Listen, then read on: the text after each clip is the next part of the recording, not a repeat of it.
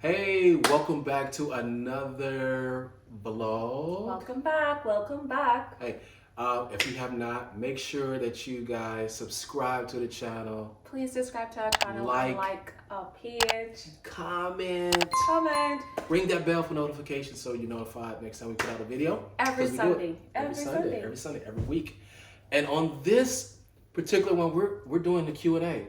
We're doing questions about just us. A lot of Ramadan questions came in. More questions for Ramadan. A lot of Ramadan stuff.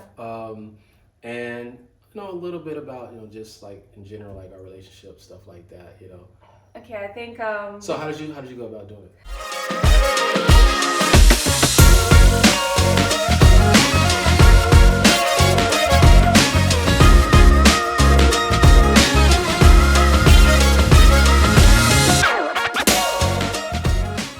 Well, I went on Instagram and I asked my followers like I just told them to ask us a question. Ask us a question. I think you guys want to ask pertaining to Ramadan. I also use Speaking of which, TikTok. just speaking of which, if you're not following us on Instagram, make sure you want to do that. I also use TikTok. As a way to ask my followers. I actually posted a TikTok story asking you guys what you guys would like us to, what you guys want to hear from us. So ask us a question and we're going to answer it. So you guys, you got quite a bit of questions. I have so many. So this is a compilation of TikTok and Instagram.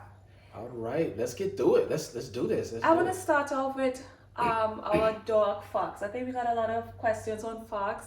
And we need to clarify because people think, oh my God, he's living in the house. So it's haram to own dogs. So what's the question? So this is a dog, and this is a question, sorry. And it comes in as, how do you keep a dog while you are Muslim at your house? How do you keep a dog if you're Muslim in the house? All right. So, Muslims, are you listening? All right. Listen, bring your ear close to the screen. Listen, because this is something let's generalize because we got a lot of questions on this. Go ahead. So it is not haram to have a dog, okay? Yes. It is not haram to touch a dog.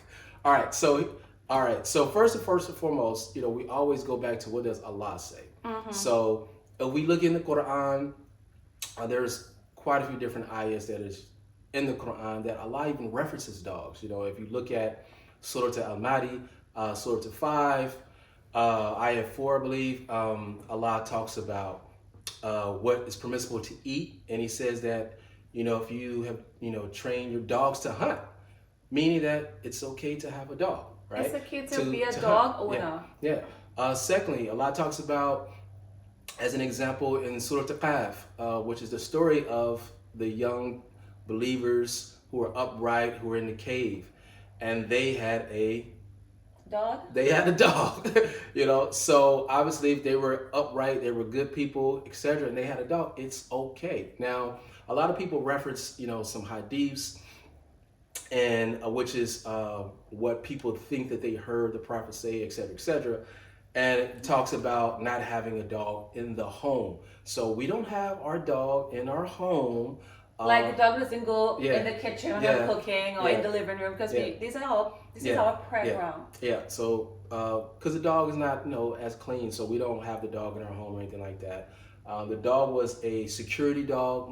We had actually inherited from my father who passed, and he had a dog outside. Mm-hmm. It was like security, for the premises, the house, etc. So the dog is outside, or the dog is, because we don't also keep it, because sometimes the weather gets really cold here, so we have to bring him inside. But he has his own little dog area in the basement that is not attached, it's not a living area. Yeah. It's just a storage area. Unfinished area. So he comes in that area when the weather is not. It's a storage area, but we made it comfortable for him where he has his nice little doggy. Yeah. It's a nice little dog area where he can walk around. He's not tied up in a cage. No, that's another thing, Muslims. So anything that Allah created is there is beauty in it. So just like as Muslims, we don't eat pork, but that don't mean like we see a pig, we're like, bang bang, shoot a pig, right? We don't.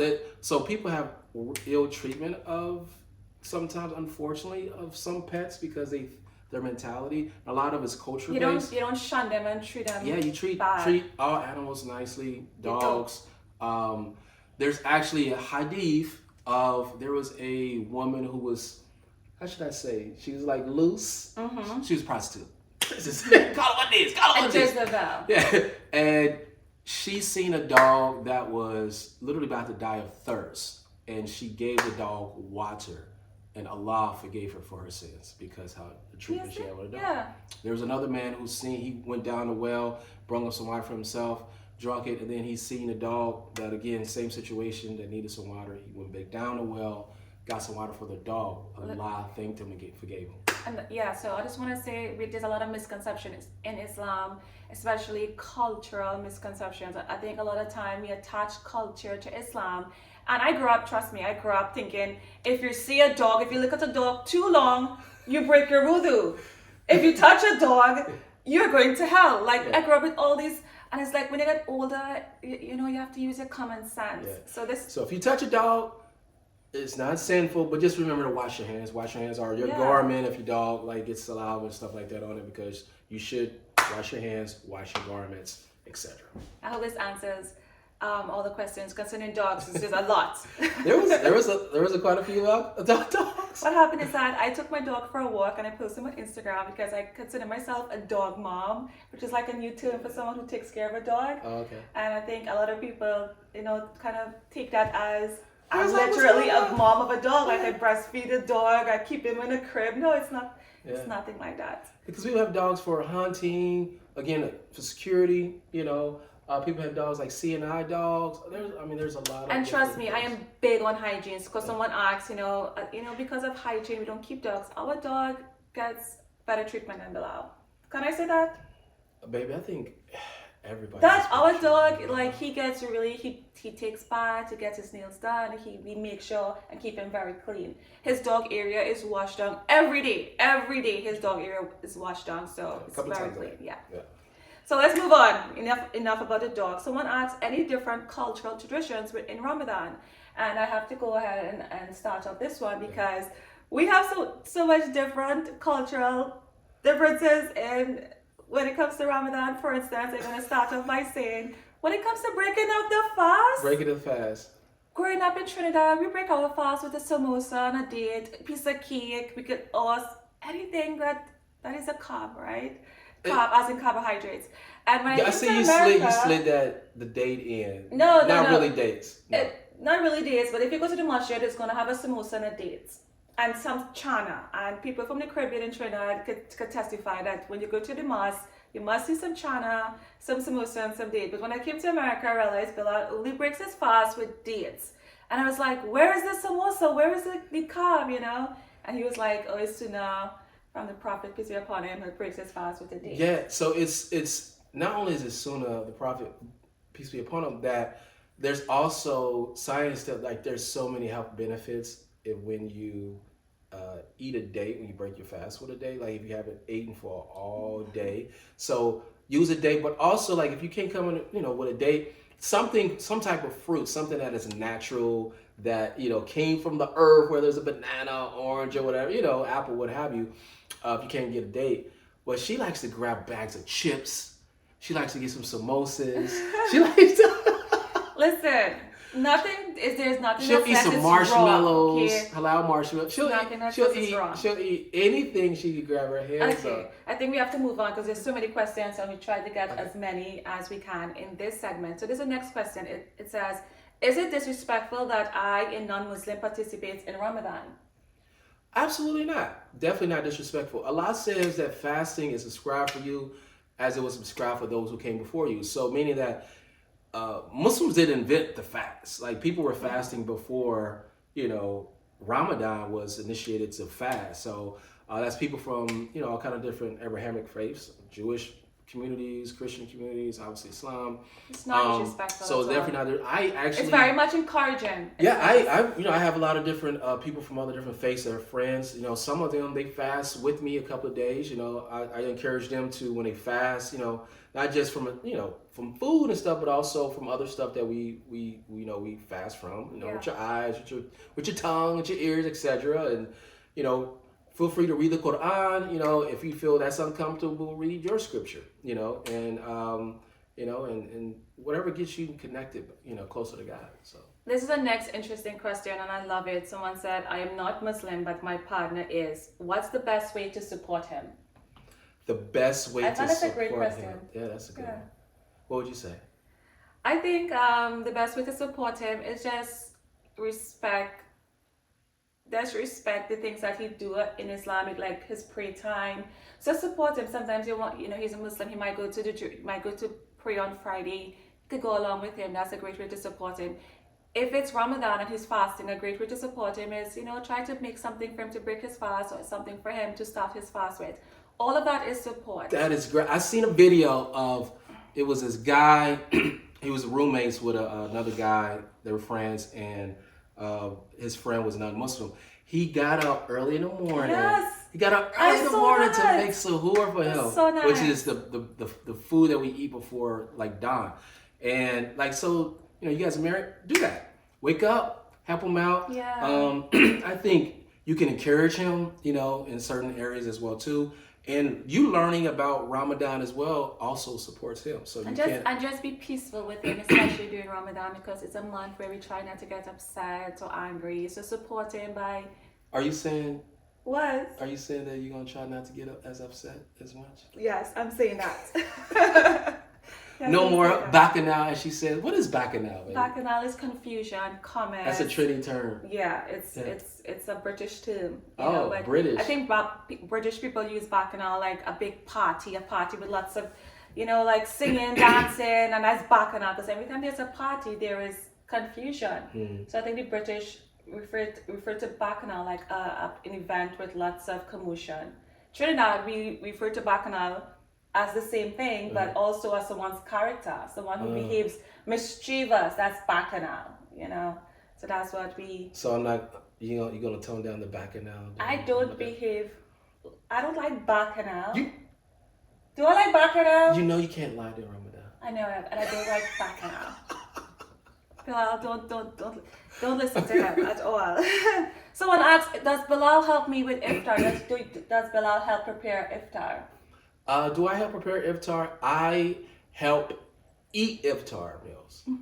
No, I don't. He does help eat iftar meals. I do help. I don't I'm not like a huge cook, but I do cook some things. But like if she needs me to prepare things and to chop stuff up or whatever, go get food to the grocery. I do that all the time. You don't like to go to the grocery store. I hate the grocery. She knows I hate the grocery store. I go to the grocery store. We'll go to the grocery store. I take her to the grocery store, and then we get back home, and then she's the type of person who'll be like, "Hey, babe, I realized that." Oh, there's a plane. Oh yes. There's a plane. I realized that I'm missing eggs. Yeah, I realized I'm missing this or that. And I'm like, babe, we were just there like an hour ago. So I have to go back to the grocery store, then come back, and then there have been times where she still forgot something. You know what it's called? It's called husband life. Married life, okay? Married life. People tell him that's married life. When the wife forgets something in the grocery store, he has to run back to get it. No, that is called, you have to write a list. Write a list.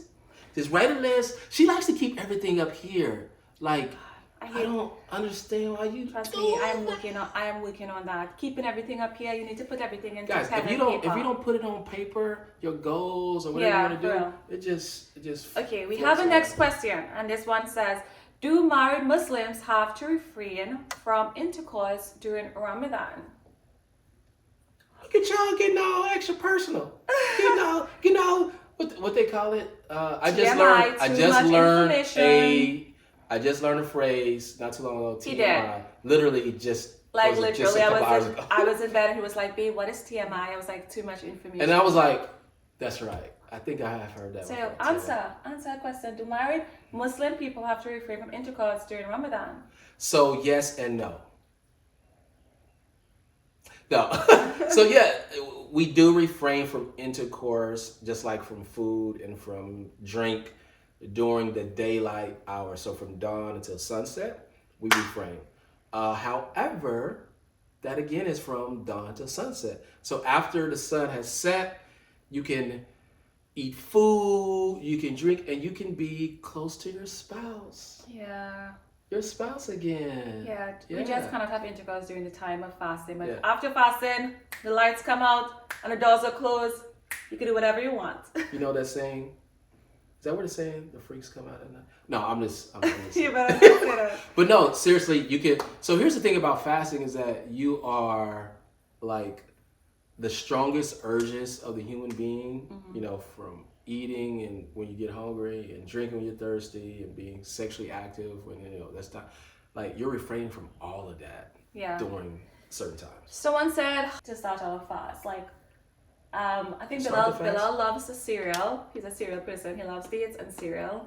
And every so often I might make him a honey toast and some eggs. But the past couple days he has been sticking to cereal. Past couple days I eaten cereal because you haven't cooked, baby.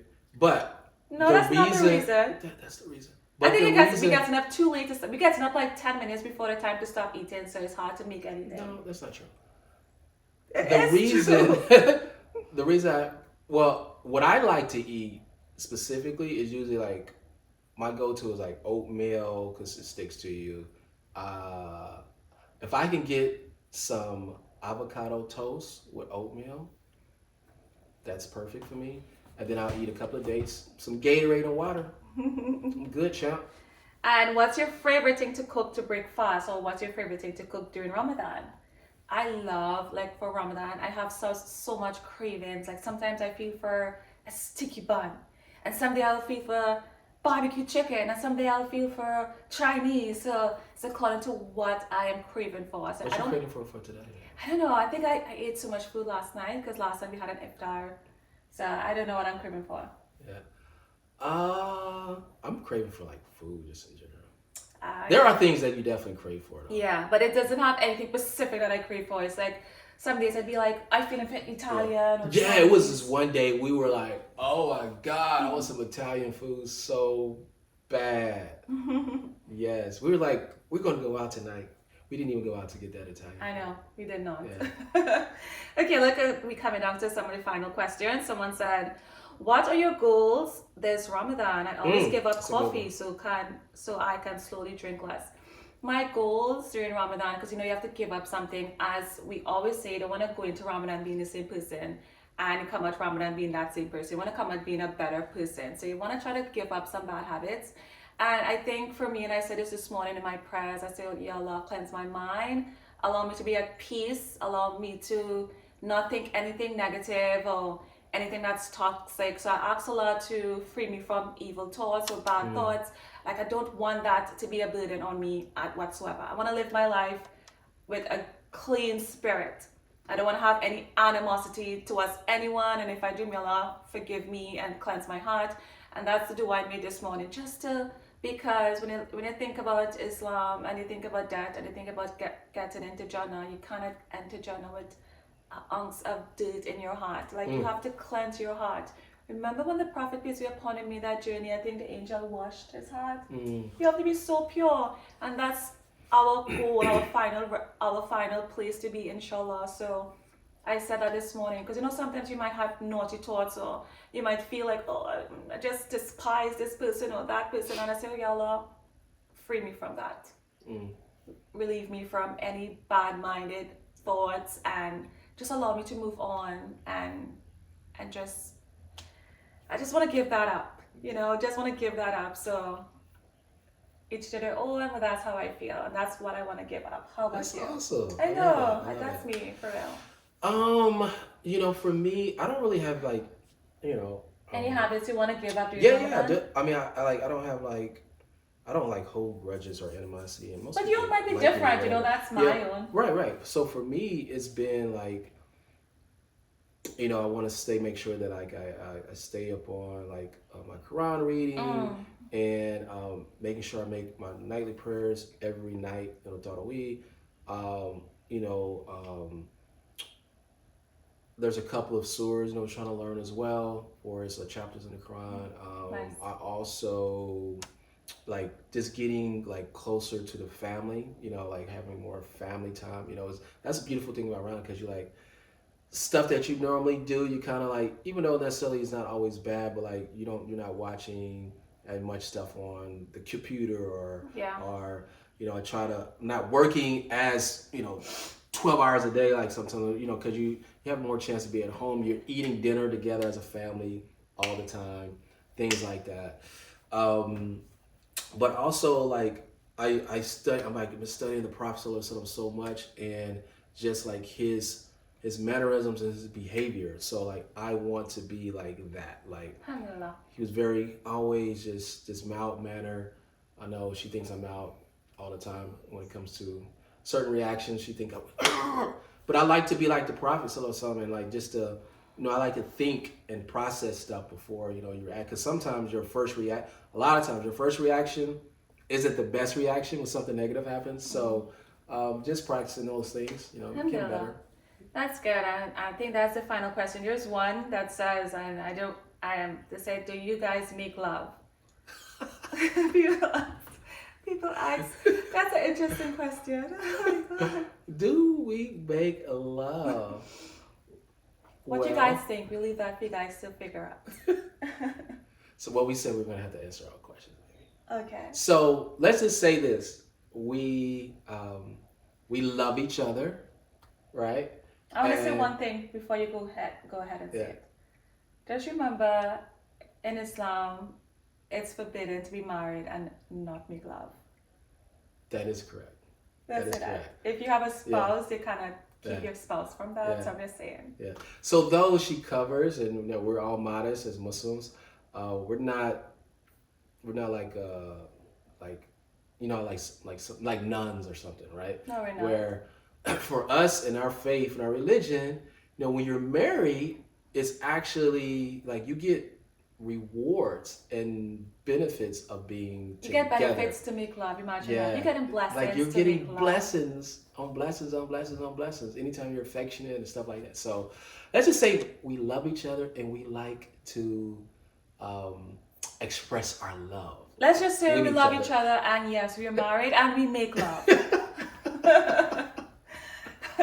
I hope that answers your questions. Thank you for all the amazing questions we received. Yeah, we should probably do this again. Let us know. Should we do this again? Yeah. Should we do it? This one was just based on Ramadan. We should do something else based on our life. Yeah. So, a lot of Ramadan good questions. A lot of really good, some intimate TMI. Is it TMI? Yeah. Too much info, yes. TMI questions. Yeah, but it's fun. It was fun. And I'm so thankful. You know, to those of you who I didn't get to answer your questions, I'm so sorry. It just so many questions came in. I will try my best. Please comment in the comment section. And if you feel like your question has not been answered, leave a comment and I will write back to the phone. Yeah, we'll try to I would write back to you guys. Because some of the questions were kind of similar. So a lot of dog questions, a lot of like, what do you just sum it up, and stuff like that. So, but thank you so much. If you sent a question, thank you so much. Comment, please, and we will respond to your question. Make sure you check us out. Again, subscribe, like. Please subscribe and like our comment. channel. We are always engaging in the comments. Always, so. Like we always engaging. We always writing back. Yeah, we love you guys. We always hearting your comments, responding back. That's us. Yeah. Well, until next time, folks. We look forward to seeing you all later. Assalamu alaikum.